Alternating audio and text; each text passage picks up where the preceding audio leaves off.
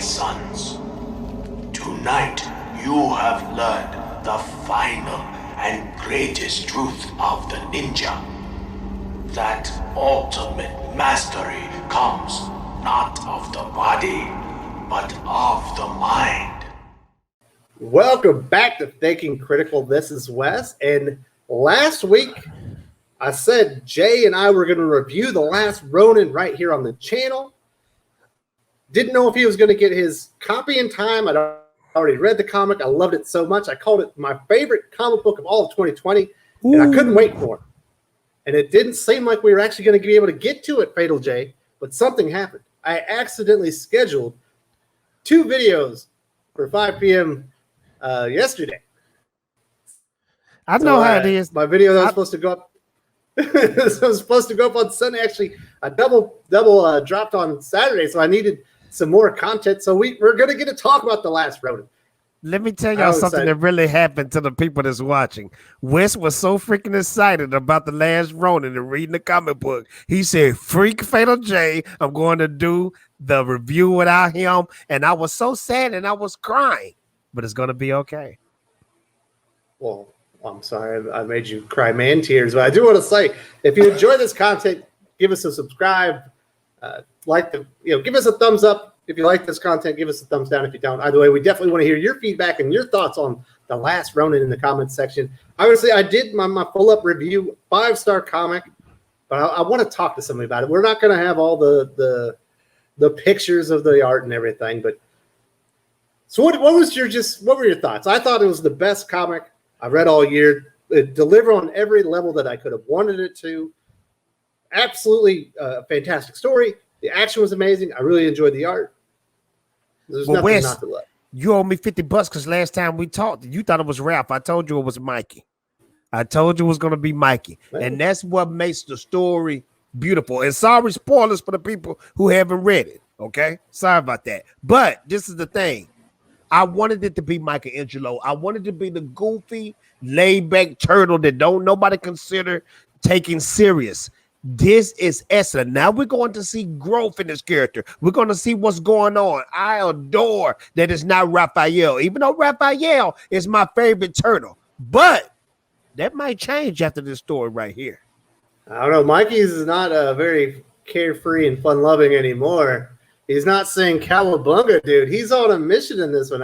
I said it was basically it's Escape from New York meets the Blade Runner setting, but told kind of in the style of The Dark Knight Returns. And I want to know what the freak happened to New York. Because, I mean, what I always thought was the Turtles was in our present time. But this is like way in the future. Especially based off that other character that we saw in the end who gave basically said Michelangelo's name. Mm-hmm. Yeah, well, I hate to break this to you, Fatal J, and I don't want to break. I'm going to break it to the viewers as well. I've seen The Last Samurai. I know how this ends. April O'Neil is going to be the last Ronin. Man, if that happens, that's going to suck. You think Michelangelo going to die in this? Yeah, he's going to die at the end. She's going to be the only one left to protect New York. She's the last Ronin. Trust me. So, I feel like, too, Michelangelo is going to die. But he's going to die in that heroic type of way. Mm-hmm. I want to know what happened to Raphael, Donatello, and Leonardo, though. What happened to them? We're definitely going to find that out. Obviously, he was perished at the hands of Shredder's grandson. He basically says, I thought we got rid of these guys 10 years ago. Obviously, he's taken over the city. He's got all these robots and everything.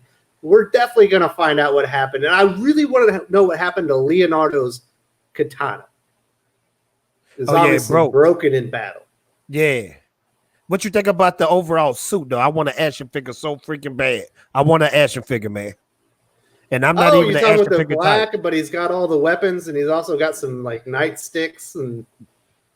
Yeah, what you think? No, it's good. I loved everything. Everything was great. The art, man, the art is wonderful. It's like 46 pages of nonstop action. I couldn't believe it. No, what is this action in? And I was like, it's keep going. And it's no slowdown at all. Even when Michelangelo make it back home, it's still no slowdown because it's like building up. Like okay, what's going to happen? Is he really going to do it? Is he really going to kill himself? And I love the fact that he went with the black bandana instead of the orange bandana, because it really sets the tone on his new personality now. This ain't the Michelangelo that we familiar with. Yeah, it's when he takes out Leonardo's blade, he's failed. He wasn't able to avenge their deaths. I'm assuming the death of Splinter as well, but I believe this is like a continuation of the Mirage TMNT and not the IDW TMNT that's going on right now where Splinter's already dead. It has I'm to sure somebody will tell us in the comment section if we're wrong. Obviously, it's affected him greatly. He's sneaking in the city. He's going to go kill the man that killed his brothers, and he failed. And, he's going to go out on his blade like a man of honor. I liked it. I read the comic, and I saw that Nickelodeon logo, but I was thinking, this ain't no Nickelodeon Ninja Turtles. This is Peter Laird, Kevin Eastman, always serious, murderous killers, Ninja Turtles, and I love it. I just want to see a movie come out of this. I really believe if we don't get an animated movie, we're going to have a live action. This thing is going to blow the freak up, and I'm glad because I'm a big Turtle fan. It's already pretty much blown up. 130,000 sales by FOC, the first one. Obviously, they underprinted it. Unfortunately, there was more demand than they anticipated, and not everyone got their comic books, and I do feel terrible for people. I do too. For that. I believe the second printing should be out this week. Because I was talking to you, what was that, last week? You made it seem like I wasn't going to get my copy, and I started having doubts. I said if you don't have it on your pull, if you haven't pre-ordered it. I curled up to my pillow like this, and I was crying, and I said, Wes might be right. I'm not going to get this. I'm so sad. Hey, one of the viewers told me, he said basically his comic shop did not have enough copies for all the people that had it on their pull list, and they were doing a lottery. Dang. Wes, I want to ask you this. Is you going to slab yours up? No. Oh, okay. No, I don't slab comics. I read them. I would want to give it to my kids and stuff. Well, I'm sorry. I'm slabbing this one. This is history, baby. This is going to be, and I'm not the type to say, oh, this is going to be worth so much in the future. It's just this right here to me is good luck slabbing that. It's not the size of a normal comic. You can't even find a. I figured it out. No, I want to push you are because those slabs are made for single issue comics. That thing is like a magazine. Man, look here. The size is all off. I want to find a way to preserve it. Maybe I'll put it in a Ziploc bag. You're going to have to make your own slab and send it to the CDC. Yeah, I'm going to put it in a Ziploc bag, like 2 or 3 of them. Although people are selling it pre-sale slabs, so I imagine they must have had something to preserve the comic. But I'm what not do you think of the size? Did it bother you? It bothered a lot of... Heck no. Man, just all the pages like that. This was a great story. It would have killed me if it was shorter. So is it going to continue being I'm talking about the size of the book. It wasn't the normal size that would fit, in your little cellophane case. It doesn't fit exactly within your short box, anything like that. Well, I'm what people may call ghetto. So my long box is actually some Walmart boxes that I found in some dumpsters. So any size is going to fit into my long box, aka my Walmart. I don't have a long box either. I just have some drawers. Like I have a Green Lantern drawer. I got 2 Batman drawers. I got a Valiant drawer. I just got to make it work because I try to get professional and look on eBay and get some long boxes. I'm like, y'all charging this much for long boxes? Heck no. I can get them behind the dumpster at Walmart. You crazy? Yeah, my wife thinks I need to start selling off some of my comics. I agree. I probably should, but I wouldn't be selling that one off. Get at your boy. Shipping from the Philippines cost you $50 just to get the comic. Yeah, you're right. I forgot about that. Yeah. Yes, it was crazy. So we had a super typhoon hit. Thankfully, it did not directly hit us. The storm showed up on a little bit after the Comics Aficionados on Saturday. By Sunday afternoon, it got through. But obviously, we're thoughts and prayers to all the people in Manila that should be on top of them right about now. Hopefully, everyone makes it out all right. Yeah, man. Prayers go out to them, man. So anybody that was worried, we're fine here. Me and the kids and the wife, we're all doing good. Nothing really happened. We had some rain and some wind, but kind of getting back to the Last Ronin. Well, is it the best comic that you read this year? Is it the best turtle comic you've ever read? Where does it rack and stack? This is absolutely the best comic book I read all year. And this is the thing about me. I'm very ADD when it comes to TV shows, when it comes to comic books. I have literally read about 2 or 3 pages of a comic book and threw it away, never wanted to read it again. This right here, and I'm not being biased because I've been a turtle fan since 7 years old. This was a 10 out of a 10. Great book. I'm not biased, man. There's some turtle books out there that suck. But let me tell you something. This book here is a 10 out of 10. 10 out of 10 is story because it kept the mystery of me trying to figure out who this turtle was. I didn't know what was going on in the story. This art Everybody says his thought balloons were orange. That's how you knew it was Michelangelo. Nah, they didn't know. They didn't know. They told me. They didn't know. I didn't know. It was one cover, though, a variant cover I seen. That gave it away, too, though. Remember that orange bandana variant? So within the story, there are some hints that it is Michelangelo. He's quoting Star Wars. And there's a few other hints in there, stuff that Mikey was really into that the other. Yeah, but you can say Donnie was into that because Donnie just as goofy as Mikey too. You can Donnie say was never going to be the last Ronin, man. Donnie was the first one done, man. That's true too. That's true. I mean? It was really if you really boiled down to it though. Even though I knew Mikey from the beginning, everybody would take either Leo or Ralph. But it would have been so boring. It couldn't have been Leo. He was the leader. And it could have been Ralph either. You know why it could have been Ralph? Ralph would have died a long time ago because he's hard-headed. He's stubborn. Yeah, but Ralph could have been mad at everybody and been off somewhere else. No, Ralph would have died, man. He would have did something feeling stupid. Like it's my fault that my brothers, if I was there, they'd be alive. This is why it's believable. Wes, this is why it's believable. With Mikey being the last Ronin. Mikey always been the calm one. He always been the laid back. He's also like the youngest brother. The other 3 would have done anything in their power to save him. Ralph would have did something stupid, like he wouldn't have thought out the plan. He would have just, you remember the first freaking Ninja Turtle movie when he just rushed in and got beat down? That's what Ralph do. So I think it's very believable that Mikey by superior numbers. I think that Ralph could have taken any of those men one-on-one, including Shredder. Just put it out there. Man, there you go again. Can't nobody beat Shredder except Master Splinter, period. And you know this. Raph can do it. Nah. I love Raph. He's got the best weapons. He's got the best personality for it. Obviously, something happened and I imagine Leo and Raph, sacrificed themselves, to save Mikey. Did you peep the girl that Mike stole the bike from? The Jones girl? Is that Casey Jones' daughter? Is that what they was hitting at? I did not put that together, but it could be. There weren't a whole lot of Easter eggs in there other than some of the stuff Mikey was saying. We did see the flying robots from Stockman Tech.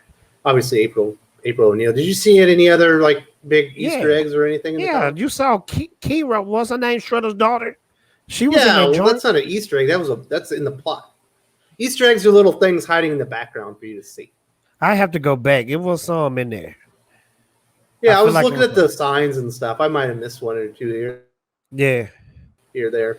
What you think? You think Mikey going crazy, though, hallucinating here in the Turtles? You think he losing his mind? No. He loves his brothers, and they've never left his side. I like that. They're spiritually connected.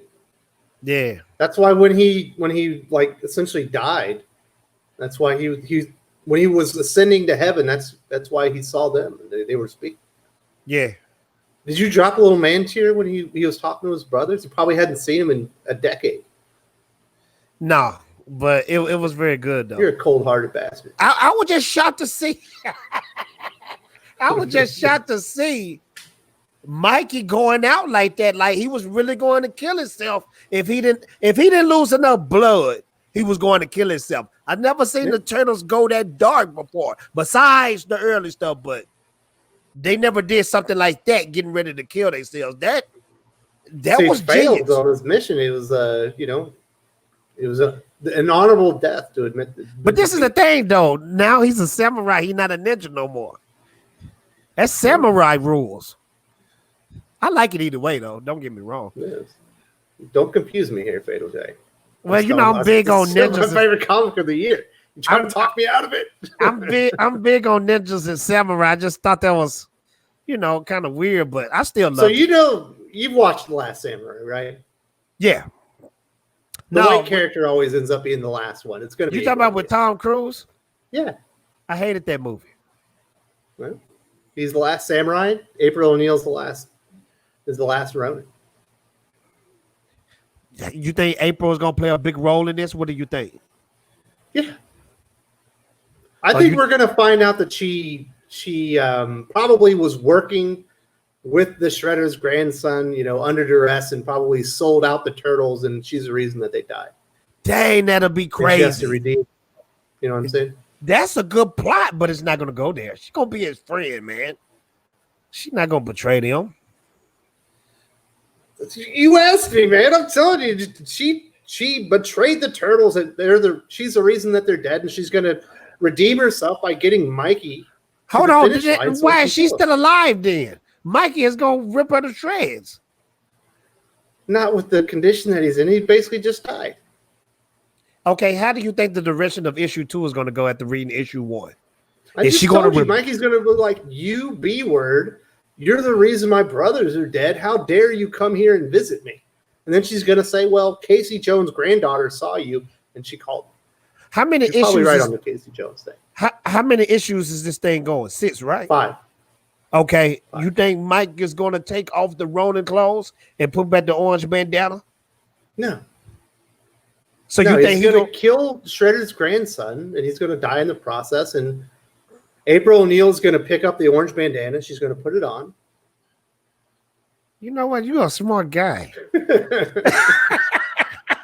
That's a good plot. I bet that's exactly how I don't think she'll put the bandana on, but she's going to be the lone survivor. Oh. Okay, do you think the Shredder grandson going to put the helmet on? The Shredder helmet? Got to, right?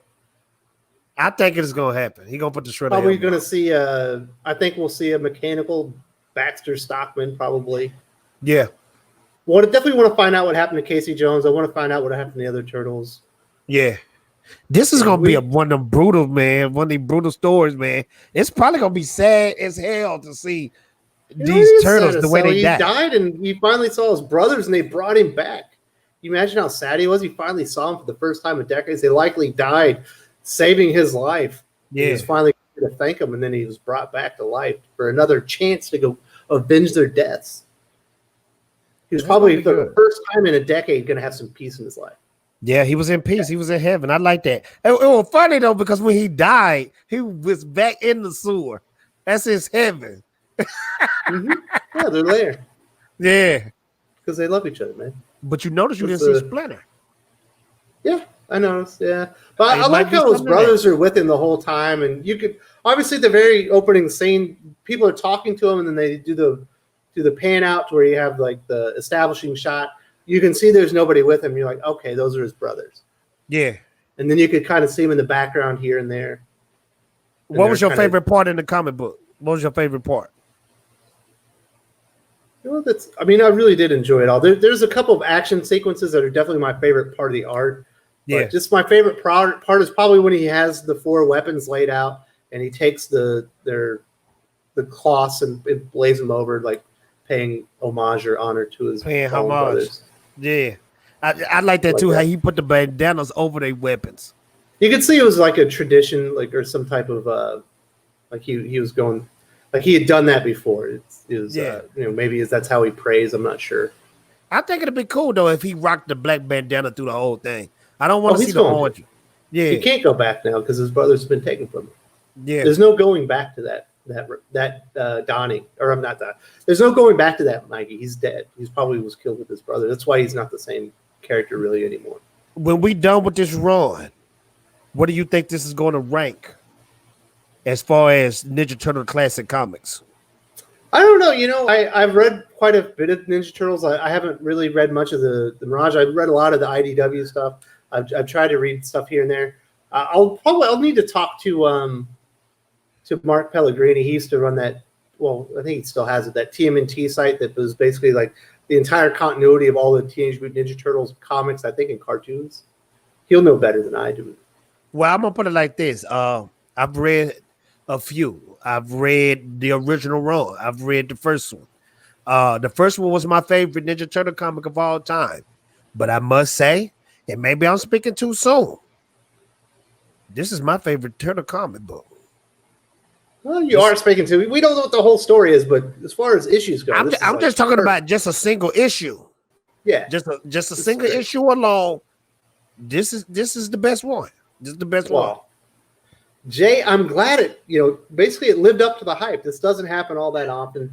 Yeah. I had expectations that were very high. This blew them out of the water. It exceeded expectations. I couldn't have asked for anything more, other than maybe the Last Ronin being Raphael. But that doesn't bother me that it's Mikey. It could have been Donatello. It wouldn't.